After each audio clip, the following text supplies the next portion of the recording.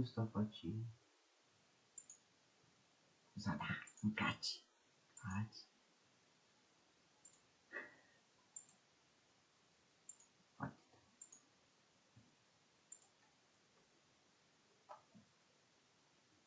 Anul 2022 a fost unul plin. Aproape că nu-ți vine să crezi câte au încăput în el. În primul rând, ăsta a fost anul în care am terminat cu COVID și am ieșit din case. Pandemia a popularizat cuvântul pandemie, a durat mai bine de 2 ani, a dus la peste 600 de milioane de infecții, 6 milioane de decese și în ciuda unei crize fără precedent a încrederii în expertiza medicală și experți în general, până la urmă cam 5 miliarde de oameni au fost vaccinați împotriva virusului. Printre ei nu se număra Djokovic. Imediat după, variola maimuței ne-a speriat puțin că s-o luăm de la capăt, ceea ce nu s-a întâmplat, dar înainte să apucăm să respirăm aerul proaspăt din exteriorul izolării noastre, a început cel mai mare război din Europa de la al doilea mondial încoace. Vladimir Putin, simțindu-se amenințat de alianța creată special să oprească Rusia din a-și invada vecinii, a decis să invadeze un vecin. Motivele oferite au fost variate. Putin afirma că Ucraina nu este și nu a fost niciodată o țară adevărată și că mereu a aparținut Rusiei. A insistat să primească garanții că nu va adera niciodată la NATO, dar aceștia au refuzat să le ofere și de asemenea Putin zice cu toată seriozitatea că întreg guvernul ucrainian este dominat de naziști, deși președintele ales democratic este un evreu cu rude care au murit în Holocaust. Cu aceste justificări, Putin a început un război pe care l-a numit din motive politice o operațiune militară specială. A declarat regiunile Luhansk și Donetsk teritorii independente și a trimis forțe militare să îi apere de naziștii ucrainieni. Având în vedere puterea militară a Rusiei, se aștepta ca Ucraina să fie complet cucerită în câteva săptămâni, poate chiar mai puțin. Dar spre surprinderea tuturor, războiul are acum aproape un an și ucrainienii au pierdut foarte puțin teritoriu, apărându-se excelent cu ajutor financiar și militar din vest și cu o populație mobilizată și motivată să lupte pentru a-și apăra patria. Majoritatea țărilor din lume au denunțat Rusia pentru această invazie și au luat măsuri cum ar fi sancțiuni economice, eliminarea din sistemul bancar SWIFT, au interzis zborurile rusești în Europa, au fost suspendați din mai toate competițiile sportive și au fost lansate investigații pentru posibile crime de război. Până acum, 10.000 de oameni au murit de ambele părți, 1 milion de ucrainieni, dar și de ruși și-au părăsit țările ca să fugă de rachete sau de recrutare respectiv și în tot acest timp întreaga planetă stă cu sufletul la gură neștiind dacă mâine va începe al treilea război mondial sau dacă se va sfârși societatea așa cum o cunoaștem dacă Putin decide să escaleze lucrurile la un nivel nuclear. Super, ce an minunat! Dar hei, războiul din Ucraina nu este singurul lucru care s-a întâmplat. Au fost bineînțeles războaie și în alte părți, cum ar fi cel dintre Armenia și Azerbaijan, sau Kyrgyzstan și Tajikistan, sau războiul civil din Yemen, sau din Afganistan, sau din Myanmar, sau din Congo, sau din Sudan, sau din Etiopia, unul dintre cele mai mari conflicte armate din lume, care anul ăsta s-a încheiat. Hai că nu e totul rău. Similar, Canada și Danemarca, care aveau un conflict tacit pentru drepturile asupra acestei insule și-au încheiat disputa în acest an când au decis să o împartă frățește. Ca un exemplu pentru alte nații, nu dăm nume. În acest an a avut loc și Cupa Mondială la fotbal, câștigată de Argentina, în frunte cu Messi, într-o finală despre care se spune că a fost cel mai spectaculos meci din istoria cupelor mondiale, poate chiar a fotbalului în general. Tot aici s-a încheiat și dezbaterea despre cine e mai bun, Messi sau Ronaldo, dar s-a deschis alta despre drepturile umane în țara gazdă Qatar, semisclavia modernă prin care au fost construite stadioanele și șpaga pe care unii oameni zic că a primit-o FIFA de la Qatar. În același an au avut loc și Jocurile Olimpice de iarnă în Beijing, China, și dacă ți se pare că parcă abia anul trecut au fost Jocuri Olimpice, ai dreptate. Datorită pandemiei, jocurile de vară și cele de iarnă au fost la doar un an distanță. În România ne-am bucurat de performanțele lui David Popovici, care la doar 17 ani a devenit multiplu campion mondial și deținător al uneia dintre cele mai scontate recorduri mondiale, iar alte evenimente sportive majore au fost Cupa Africii la fotbal, campionatul european la fotbal feminin și campionatul Asiei la cricket. Și dacă ți-e ciudă că n-ai putut urmări Sri Lanka în meciul palpitant din finala împotriva Pakistanului, atunci s-ar putea să te ajute sponsorul acestui episod, Surfshark. Surfshark este o aplicație și o extensie de browser. Totuși, cu Surfshark te poți conecta la internet ca și cum ești meciurile live pe site-ul TVR, dar doar din România. Pe site-urile care țin cont de locația ta, atunci obții o încearcă acum sume. Și apropo de vedete supraestimate, Amber Heard a fost dată în judecată de Johnny Depp după ce a acuzat actorul de violență domestică și într-unul dintre cele mai urmărite procese din istorie, juriul a decis în favoarea lui Depp, condamnând actrița la despăgubiri și distrugându-i imaginea publică. Turcia are și ea probleme cu imaginea pentru că toată lumea confundă numele țării cu numele animalului curcan în engleză, așa că aceștia și-au schimbat oficial numele din Turkey în Turchie. În România nu ne-am schimbat numele, dar am făcut un recensământ din care a reieșit că suntem cu 1 milion mai puțin de data trecută și ne-am supărat pe Austria când nu ne-au lăsat în Schengen. În Sri Lanka nu doar s-au supărat, dar au și protestat din cauza unei crize financiare. În Kazakhstan au protestat pentru că a crescut prețul la petrol, iar în Iran au protestat pentru că o femeie de 22 de ani numită Masha Amini a fost omorâtă brutal de poliția moralității a guvernului totalitar islamic pentru că nu purta hijabul cum trebuie. Protestele împotriva regimului continuă să fie ample și ar putea semna la începutul unei revoluții sau a unui război civil. Germania nu a trecut printr-o revoluție, dar s-a încercat. Un grup de 25 de extremiști plănuiau o lovitură de stat și reinstaurarea unei monarhii germane, dar au fost arestați înainte să apuce, iar în Marea Britanie au schimbat 2 prim-ministri într-un an și au ales pentru prima oară un britanic hindus și de origine asiatică, dar șeful de stat despre care au vorbit toți britanicii în acest an a fost regina Elisabeta. Aceasta a fost cel mai longeviv monarh al Marii Britanii și al doilea cel mai longeviv după Ludovic al XIV-lea. A fost regină timp de 70 de ani și la vârsta de 96 de ani în 2022 aceasta a decedat, provocând un doliu mondial, o reprintare a banilor britanici, precum și o dezbatere despre utilitatea monarhiei în această eră modernă. Oricum, deși notabilă, moartea reginei, bineînțeles, nu a fost singura. În 2022 au murit peste 67 de milioane de oameni, mai mult decât în orice alt an din istorie în afară de 2021. Printre ei s-au numărat politicieni, sportivi, artiști, cercetători și o grămadă de alți oameni cu pagini de Wikipedia. Printre cele mai cunoscute nume sunt câțiva actori, gen Sidney Poitier, Ray Liotta, James Caan sau Olivia Newton-John, muzicieni cum ar fi Meatloaf, Vangelis, Coolio sau unul dintre cei mai buni pianiști din lume, românul Radu Lupu, și șefi de stat cum ar fi Mihail Gorbaciov, ultimul lider al Uniunii Sovietice, sau Shinzo Abe, fostul prim-ministru al Japoniei care a fost asasinat în public pentru asocierea lui cu un cult religios. Chiar a fost un an nebun. La decese au contribuit și dezastrele naturale care au fost frecvente anul ăsta, mai ales în Pakistan, unde au avut și cutremuri și inundații care au produs mii de victime. Regiuni din Madagascar, Mauritania, Cuba și Statele Unite au fost devastate de uragane și furtuni. În China s-a prăbușit un avion, în India un pod, ambele cu peste 100 de victime, iar atât în Indonezia cât și în Coreea de Sud au avut loc tragedii cauzate de aglomerații prea mari de oameni. Una pe un stadion la meci, alta pe o stradă în timpul celebrării de Halloween, ambele ducând la sute de decese cauzate de prea mulți oameni. Și are sens cumva. Oamenii devin din ce în ce mai mulți. Anul ăsta populația planetei a depășit oficial numărul de 8 miliarde, ceea ce personal pot respecta, mai ales că din atâția oameni, unii au făcut și niște chestii destul de mișto, în ciuda veștilor proaste care au dominat restul anului. În 2022 s-a reușit primul transplant de inimă de la porc la un om. S-a descoperit una dintre cele mai importante epave scufundate într-o expediție arctică acum 100 de ani, s-a discutat posibilitatea de a face săptămâna de muncă 4 zile în loc de 5, s-a redeschis acceleratorul de particule din Elveția după 4 ani de renovare, a fost lansată cea mai puternică rachetă din istorie în pregătiri pentru o nouă misiune lunară, au fost recepționate primele imagini de la telescopul James Webb, cel mai sofisticat construit vreodată de umanitate, care ne arată universul cum nu credeam vreodată că o să-l vedem, și în Mexic a fost descoperită o fosilă fix din ziua în care a avut loc impactul cu asteroidul care se presupune că a omorât dinozaurii. Și apropo, alte vești bune, se pare că noi nu trebuie să ne facem aceleași griji ca dinozaurii, pentru că NASA a reușit prin misiunea DART să devieze un asteroid de pe traseul său, doar ca să vedem dacă putem face asta. Și se pare că putem. Avem acum posibilitatea de a ne salva planeta de la apocalipsă sigură dacă vedem vreun asteroid că vine spre noi. Și ce veste poate fi mai bună decât asta? Poate doar energie nelimitată. Pentru că în decembrie a avut loc o inovație istorică în domeniul fuziunii nucleare. În mod normal, centralele nucleare produc energie printr-un proces numit fisiune, în care atomii mai grei sunt separați în atomi mai mici, iar asta produce energie, dar și deșeuri periculoase. Totuși există și fuziune nucleară, procesul prin care atomii mai mici sunt uniți în atomi mai mari, similar cum produce soarele energie, iar anul acesta, pentru prima oară, oameni de știință au reușit să creeze o reacție de fuziune care a eliberat mai multă energie decât a fost necesară ca să o producă. Această realizare este imensă și ne confirmă că extragerea energiei prin fuziune nucleară este într-adevăr posibilă și chiar dacă mai sunt câteva decenii, este posibil că într-o zi, poate mai curând decât ne-am fi așteptat, am putea avea energie curată, sigură și practic nelimitată. Dar mai întâi să trecem și de 2023.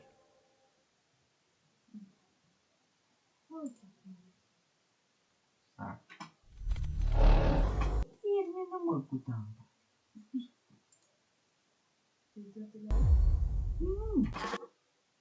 Que OTE, encontro do OTE. Deci nu la OTE.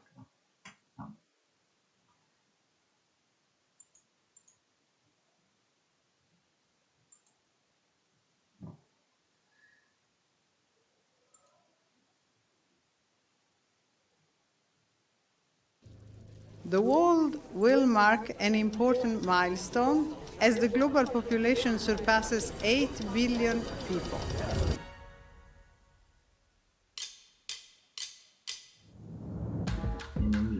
Weddings are back. And experts are predicting weddings to reach a 40-year high. We have been waiting to do this for 2.5 years. After weeks of flirtation and fighting, the new couple has officially done the deed. Full-on crypto crash. $32 billion just vanished. My money don't jiggle jiggle. BTS are going on hiatus. Taylor Swift fans waited hours online only to find the website crashing. I'm going to the concert! The final seconds before impact. Have a fantastic day.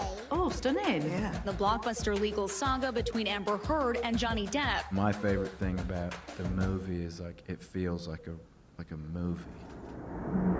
The Russian president says a military operation is now underway in eastern Ukraine. Explosions and air raid sirens ringing out in cities across this country. Soaring new numbers from the UN on Ukrainians fleeing the fighting. We cry. We all have the feeling that we've no home. Russia now the target of more than 2,700 new sanctions. And the world bracing for food shortages. Russia has suspended all gas supplies to Germany. Possible explosions along the Nord Stream pipelines. Gas prices soaring to the highest average ever recorded. Amazon. Microsoft. Meta announced 11,000 employees laid off. 1,200 Twitter employees calling it quits. I quit is what's going on. Inflation is much too high. Everything is doubled up. These prices are totally outrageous. I do not have time for this. It's been the most incredible ride and journey I've ever been on.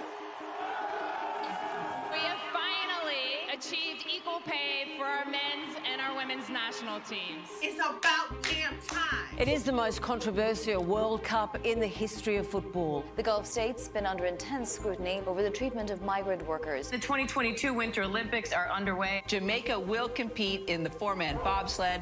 China's snow princess is the queen of big air. Russian figure skater testing positive for a banned substance. I have tested positive for COVID-19. I will have to withdraw. BA5 is fueling yet another wave of COVID vaccines for children under 5 began today. Airline passengers can now decide for themselves to wear a mask. Summer travel this year comes with some baggage. Kylie Jenner takes a 3-minute flight, and yet they're telling me recycle cans. Soaring temperatures, 40.2 degrees. Pakistan reeling from the devastating floods caused by monsoon rains. We are on a highway to climate hell with our foot still on the accelerator. Hurricane Ian has changed Florida forever. This one could not contain it because the water was too much. We are seeing tragedy unraveling in front of our eyes.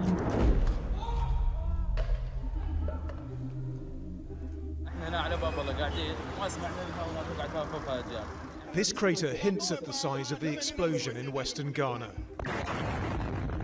The government of Burkina Faso averted a plot to take over the country. Today, we have fought for our freedom from the greedy politicians. 154 people were killed in a crush in South Korea. Another mass shooting At a 4th of July parade In a Walmart. at a hospital complex. at a gay nightclub. An elementary school in Uvalde, Texas. Day later, baby gets slaughtered. A major Supreme Court ruling that could make it easier to obtain a firearm license. Anti-Semitic incidents. Black transgender deaths are rising. Critics call it the Don't Say Gay bill. We will not go back. The nation's highest court ruling to overturn Roe v. Wade.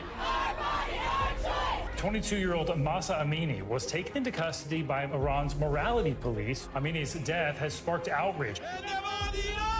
The Iranian squad chose not to sing the country's national anthem. Please be our voice and don't let the evil regime kill innocent people. Palestinian journalist Shireen Abu Akleh has been shot dead. Thousands gathered for her funeral procession.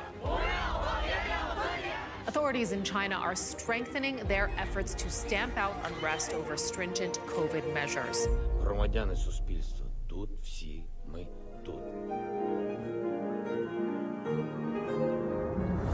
I want you to know how sad I am to be giving up the best job in the world. I am resigning as leader of the Conservative Party. I am prepared to give everything I have. Xi Jinping has become the most powerful leader in China in decades. Jair Bolsonaro defeated by former President Lula da Silva. Gabriel Boric will become Chile's youngest ever president. Republicans were hoping for a red wave, which didn't really pan out. Giorgia Meloni's Brothers of Italy party winning this weekend's election. India's first tribal person elected to the highest office of the land. Buckingham Palace has announced the death of Her Majesty Queen Elizabeth II.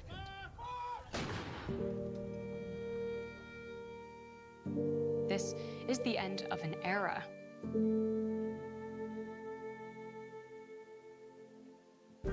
Ukrainian forces are now on the offensive.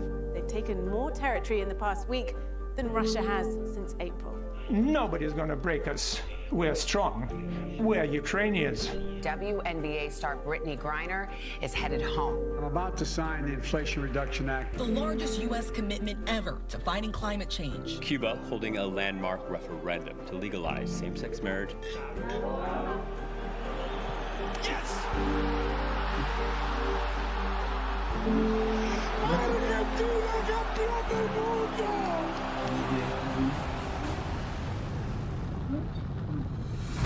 Every image is a new discovery, and each will give humanity a view of the universe that we've never seen before.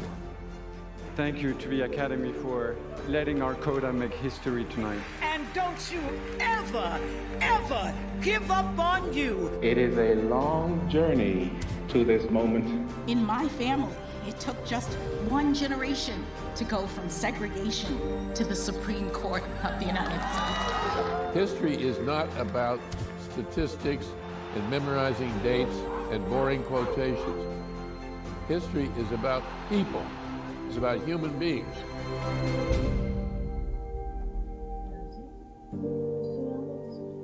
Da.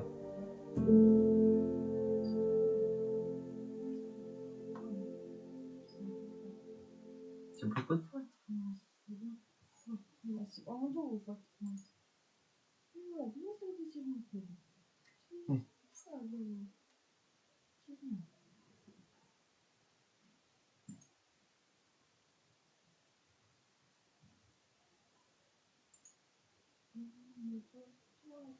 ...2022 was just another year.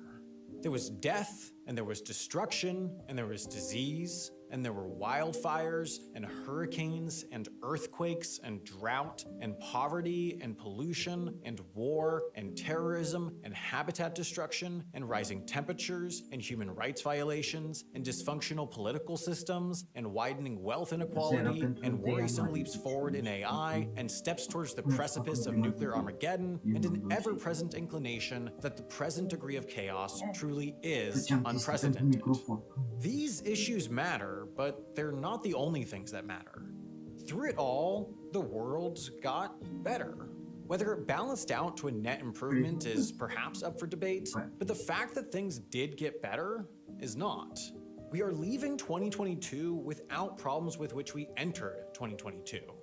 This matters. The world of the future is defined by the actions of today, so just as much as we fight against and lament against the issues of today, we should celebrate the successes that compound into a ceaseless inclined march of human progress. So that's what we'll do. For our final video of 2022, we'll cover 22 problems solved this year. Some mean little in the grand scheme, others could define society within a few more trips around the sun. Some were celebrated by few, others consumed our media for days.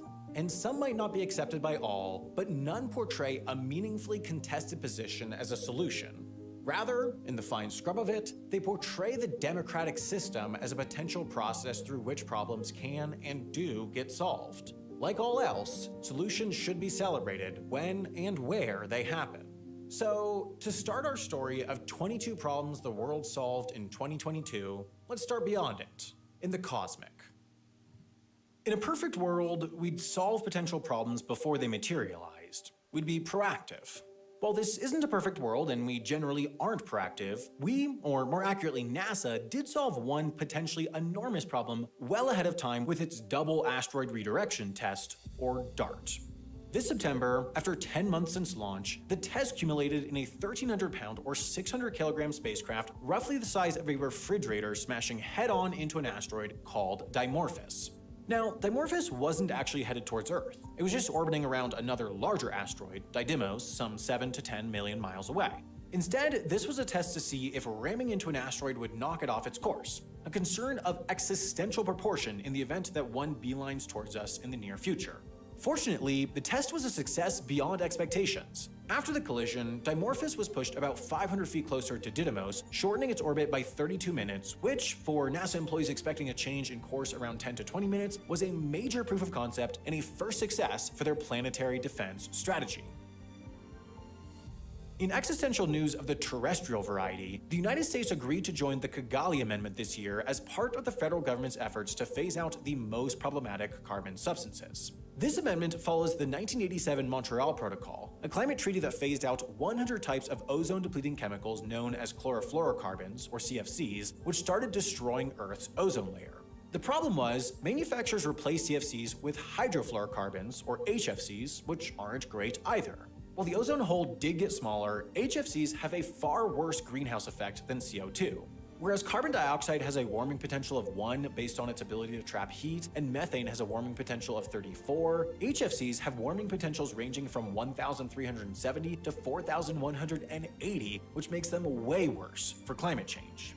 So, the Kigali Amendment expands on those original ozone depleters to phase out 100% of HFCs, which means manufacturers in the US and most of the rest of the world won't be able to use these compounds at all by 2050.